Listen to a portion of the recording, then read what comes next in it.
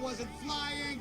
That was falling with style. What's it do? You know, it's just a house. Cool.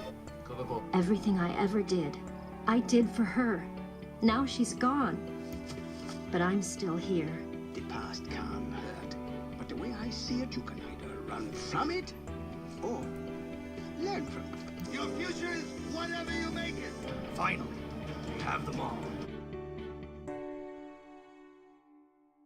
Hey, this is Brian. I'm here to open up a discussion on the opener of MLP's 5th season. It is called the Cutie Map, because for some reason they thought that was a better title than Cutie Markless. Maybe they didn't want spoilers, I don't know, but whatever you call the MLP Season 5 premiere, it is a promising start. Though not as high-octane as Season 4's full-circle drawing, finale season feeling opener, what with the Summer Sun celebration that was also featured in the very first episode, amongst other parallels, it would appear that, unlike last season, the effects of the end of the season that preceded it will be felt throughout. The biggest flaw in Season 4, which I found to be the best season of the show so far, is that despite its fairly successful attempt at continuity, the Sisters' Castle is frequently visited, the Equestria Games, the Finding of the Keys, what was hard to miss was that the concept of Twilight being a princess and having royal duties was brushed under the rug quite often. I greatly appreciated the episode when Discord was sick, and the one with the Cutie Mark Crusaders interacting with Twilight, those episodes for continuing this plot point, but many times, up until the season finale, it seemed glossed over or even retconned. Like, now, why would that jerk in Manhattan not give a princess a ride? And why would the princess have time to deal with some apple farm bat problem, participating in stakeouts that last all night? It's about the little things sometimes, like, even though these may seem like small complaints. Because, Season 3 did keep acknowledging that Twilight was honing her magic skills throughout, building to the Alcorn status conclusion, and those little things, they go a long way. Now, it seems like, yes, we are getting some true change in the show this season. Not only does Twilight have new responsibilities to take on, so do all of her friends. I really like how the concept of the map that brings them all together to address friendship problems acknowledges that the crew has already done a lot that they can with the cast themselves, and they can pass on their acquired lessons to others. We had a transition to this style of storytelling via the key episodes of Season 4, in which each of the main 6 has their defining episodes while also teaching a new character something about their element. Also, this would allow the show to deftly blend slice of life and adventure into one big satisfying concept. It's a solid show idea, and I'm excited to see where they go with it this season. The MLP writers seem more willing to introduce major changes in the show than they have any right to, and that's a very good, impressive notion.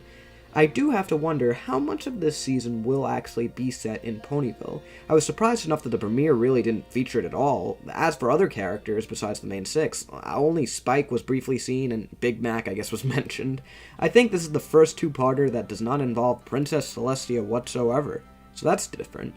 I'm all for the show branching out, I'm just genuinely curious about how much it actually will. Based on the next few episode summaries, they won't be venturing too far out right away. As a side note, I'm also really excited for the next episode acknowledging Twilight's library being destroyed, as well as the 100th one about the background characters. So, more on the episode. When I heard that it would be about a society of equals in which special talents and privileges were omitted, I thought it was a pretty genius idea, and it really is. I kind of wish I hadn't heard it beforehand, as I knew about what to expect, but to the episode's credit, it pretty much delivered to its potential. It's kind of the opposite of Equestria Girls 2 Rainbow Rocks' story. Yeah, I watched that film. Which, as mentioned in that actually really good Battle of the Bands number, the villains were talking about how everyone shouldn't have to be one and the same thing and embrace a little competition, which was interesting. Here, the story is that you shouldn't feel like you're better than everyone else. Everyone should be on the exact same page, otherwise conflict is inevitable and finite, and if you get lost too much in the theoretical side of it all, like I was gonna say Sunset Shimmer, Starlight Glimmer, very different name. If you get lost too much in the theoretical side of it all, you'll indeed end up feeling like you're higher than everyone else, kind of like Starlight. It makes me wonder, did Twilight kind of feel like this upon entering Ponyville? rolling her eyes as Pinkie Pie and the rest rolled out the big old welcome wagon for her. I think this season could really use a flashback episode back to like before Twilight came to Ponyville, exploring how there was a time she felt above others herself. Like, not necessarily in a malicious way, but like in a way she felt like was responsible and for the greater benefit of herself and society. It could really flesh out the parallels between her and the antagonist, who's Starlight. So, okay, let's talk about Starlight. Perfectly serviceable and strongly defined antagonist that we got here. She's not particularly threatening like Tyrek was, but she has some more intriguing characteristics, although I'm not sure necessarily if they apply as much to her as they do just to the equality idea behind the episode. I must say, though, I really wish that she wasn't painted as such an out-and-out bad guy.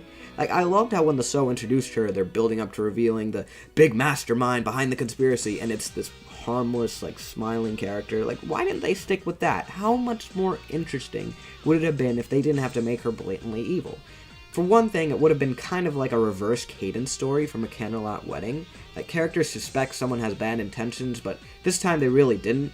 They just wanted what they felt was the right ideology for society to subscribe to. Like, this change could have been as simple as making all of her lines that are like, oh, once they see we have a princess in our ranks, they'll come here, be read in a more genuine, well-intentioned light. Like, oh, once they see we have a princess in our ranks, everyone's gonna want to come here, and then everyone will be happy, you know.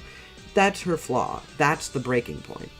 She could even still be a hypocrite who keeps her own cutie mark, just because she feels she needs to keep order over it all. That's her flaw. That's the breaking point. We don't need a clearly drawn villain. It's less interesting that way. But maybe I'm getting a little too greedy with the equality storyline and the potential it presents to be a social commentary. Anyway, I really liked that scene when the characters hearing the main six have a debate, but be confused as to how they can all still be friends regardless. Like, Rainbow openly acknowledges that this is the case, and this shows us that we're not going to get a whole big episode about the ponies being split on the fundamental values of friendship. Like, we've passed that point. The characters and the show are both aware of the bond between them being able to sustain ideological differences. There's no forced conflict between them like there was in last season's two-parter, probably the weakest aspect of that one. There were also some really interesting quotes about the dangers of differing ideals that were stated over the speaker in that room the main six were locked up in, though I think a few of them were nothing more than, this word is its opposite word. A good amount were really cool and well written, though. Conform. I really like the line in the song, "You can't have a nightmare if you never dream." That's actually pretty chilling and thought-provoking.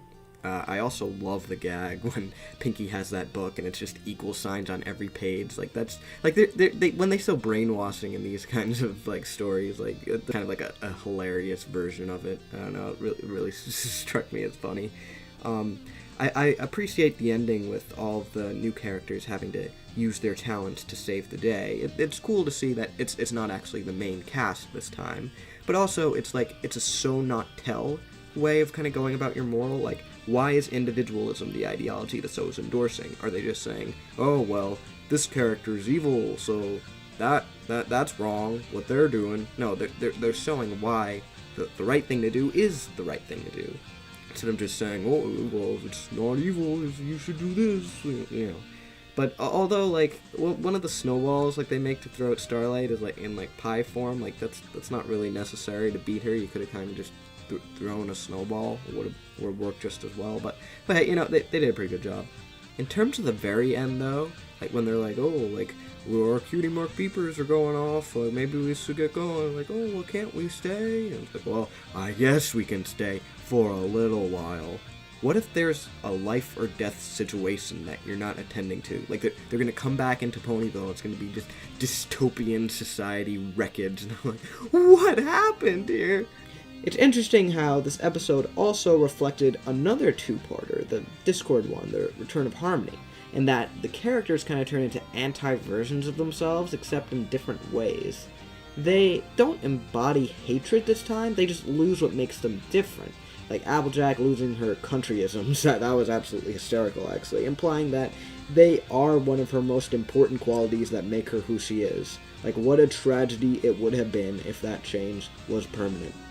And what do you know, Starlight actually gets away at the end of this. That was unexpected and different.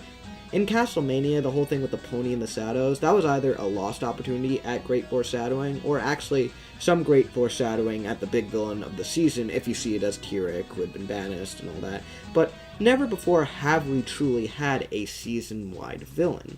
So this is a very interesting proposition. I do hope she makes some appearances throughout the season, or at least some background appearances that remind the audience of her looming presence, kind of like the government agents in Gravity Falls in Season 2. But yeah, that's about it. Let me know, where do you want this season to go? Are you as big an advocate for season-long story arcs as I am? How redundant am I for reviewing a show that has a million other reviewers? I'm curious to hear your thoughts. Thanks for watching.